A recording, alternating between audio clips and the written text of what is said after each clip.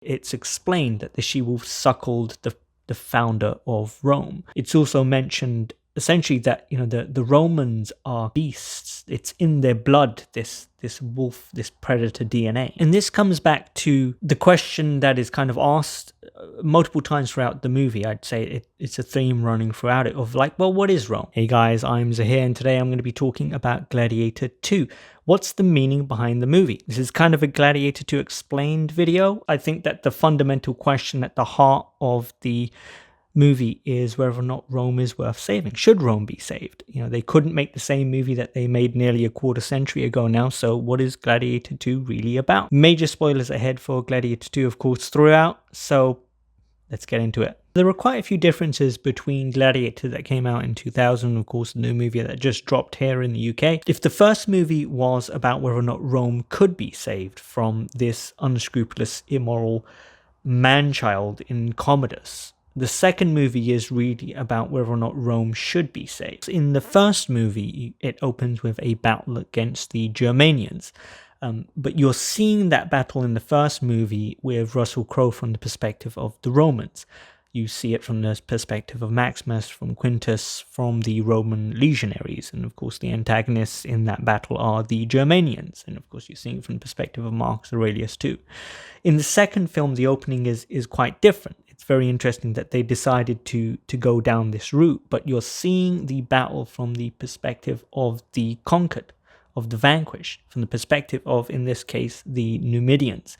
So Hanno, who is played by Paul Mescal, who is playing Lucius in this film, is one of the defenders of the city. There's nothing that he wants more than to see the destruction of Rome, and that's before his wife ends up getting killed by the Romans. The opening of this movie is really, really epic. I mean, the opening battle in the first Gladiator was amazing as well, and one of the reasons it was amazing was because they didn't really use any CGI that I noticed anyway. But in this movie, there's plenty of CGI, and you can see it in the budget. Siege towers from the sea, scaling those walls, absolutely incredible. There was a moment where I leant over to the person that I was sitting with and said, this looks amazing. It is very, very nice to look at. But that opening battle is pretty epic and looks absolutely great with the catapults, the firing, fire essentially at the ships that are coming in. So Hanno, or Lucius in this case,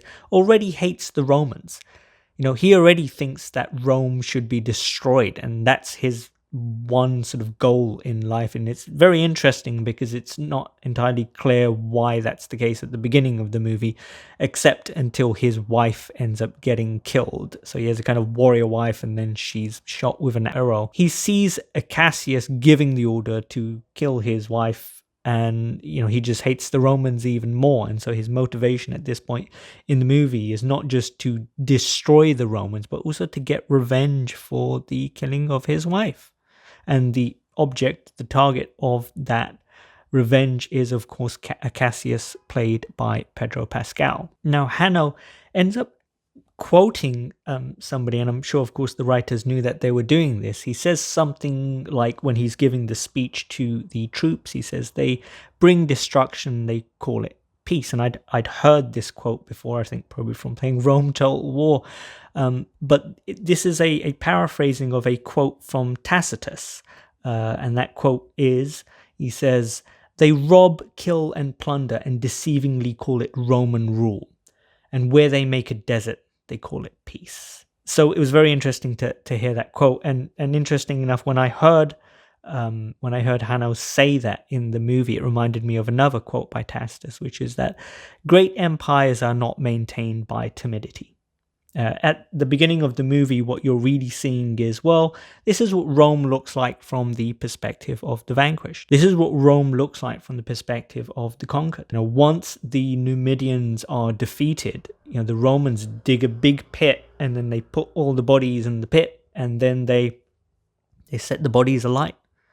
And then you see a bunch of the Numidians, or the people that were fighting the Romans, and they're wailing, they're mourning, they're grieving in front of the Roman soldiers while the legionaries just kind of look on. And then you've got, of course, Pedro Pascal, and he's watching this. and he doesn't look particularly happy. He's just conquered these people. He's just won a great battle, of course, for the glory of the empire, for the glory of Rome. And he says, another quote I learned probably from Rome Total War, Vae Victis. He says it first in Latin, then he says it in English. Vae Victis, woe to the vanquished. And I would say that Maximus is really kind of in this movie in a sense, but he's split into two. The character of Maximus is, on the one half, Pedro Pascal, a Cassius, the kind of war-weary general. He's competent, he's very good at what he does, has a strong sense of honor and duty. He's a soldier. He follows his orders, he does what he does very well.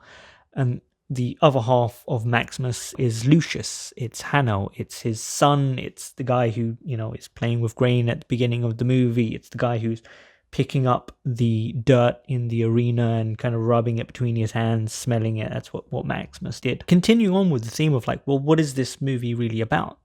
So at one point, Hanno, or Lucius, has been enslaved along with the other people that are with him, and he's in a cart being taken to Rome.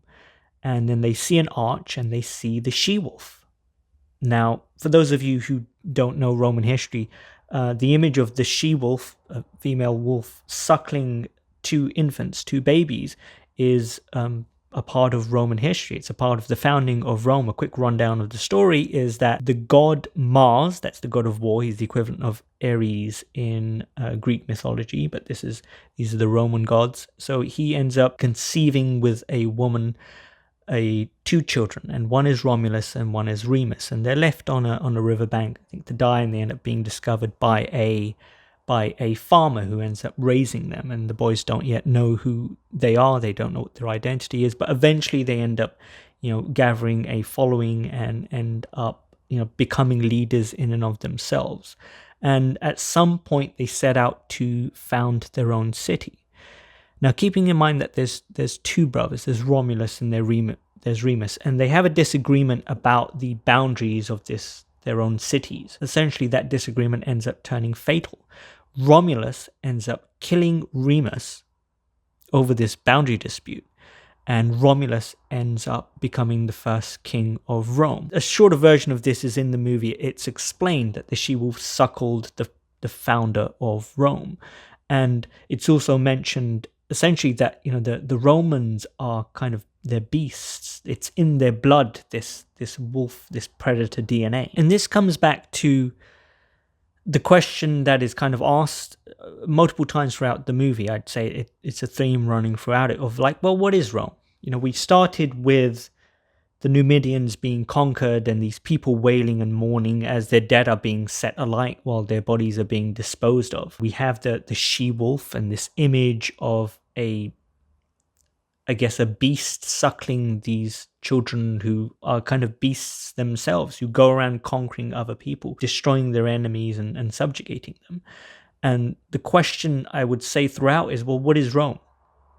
What is Rome? And the first image that you see of that is of a Rome that is going around, conquering and hurting and oppressing other people. And this brings us on to the main antagonist of the movie. Now, of course, initially the antagonists are the two emperors, Gaeta and Caracalla, who are in many ways like Commodus. They're like a pair of man-children who really shouldn't be running an empire. And of course, to further show the war weariness of Cassius, he just says, I've done it for you. I don't really want any credit for it, and I want to go home and I want to look after his wife, very much like Maximus from the first film. And this brings us on to, in stark contrast, Macrinus, who's played by Denzel Washington. There was a conversation that he ends up having, I think it was with Lucius, where he says, the greatest temple that was ever built by the Romans was the arena, a monument to what the Romans believe, which is that, the strong oppress the weak, the strong dominate the weak. So we're seeing quite explicitly what Macrinus thinks of Rome. And it's very much actually the same kind of story that Lucius, at least in the first half of the movie, is saying as well, which is that the Romans just go around conquering people and oppressing them. One of the things that I liked about the film is that they actually mentioned Meditations by Marcus Aurelius, which I've listened to myself. Just be prepared if you ever listen to it. A lot of it is about how you're going to die.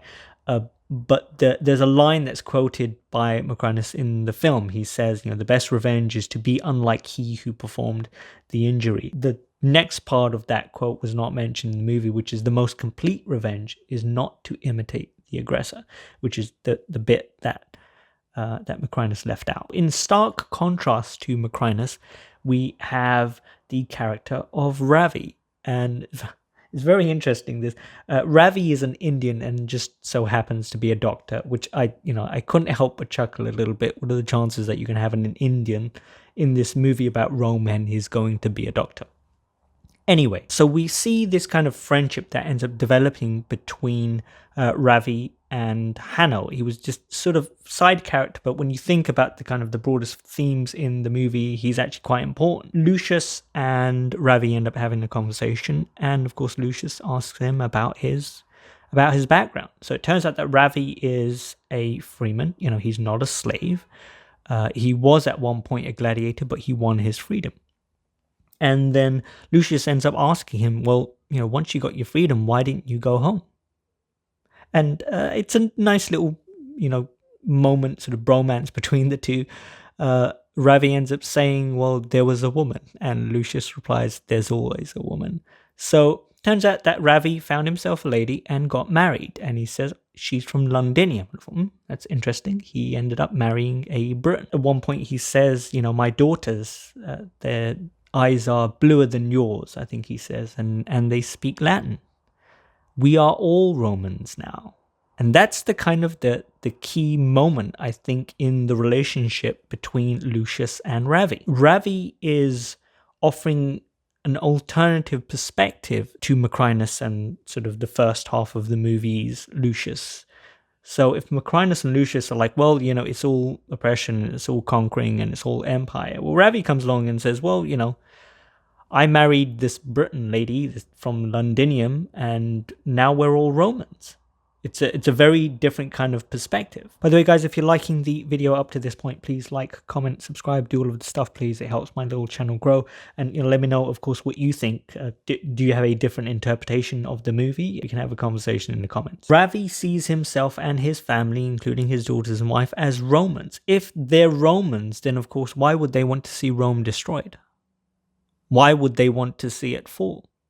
Of course they wouldn't. He's invested in it. He's in Rome. He's a part of Rome. He is Roman. And just to underscore this point, by the way, the friendship between Ravi and Lucius ends up growing to a point where Ravi ends up risking his life to deliver the message, to deliver the ring from Lucius to the 5,000 troops at Ostia. He would rather protect the empire, try to reform it or what have you, but he's invested in making sure that Rome does not fall apart. I wonder how much the story was to address some kind of changes in the culture, views on history about, you could say, the West. I saw it more broadly as the West. Of course, it's an American movie, so you could see it more so about the US. Rome, in this case, is a allegory for the West, or an allegory for the US, depending on how you want to look at it. The one that wants to destroy Rome is the one that sees it all as oppression and subjugation. And those that are trying to save it, of course, in this case, we have,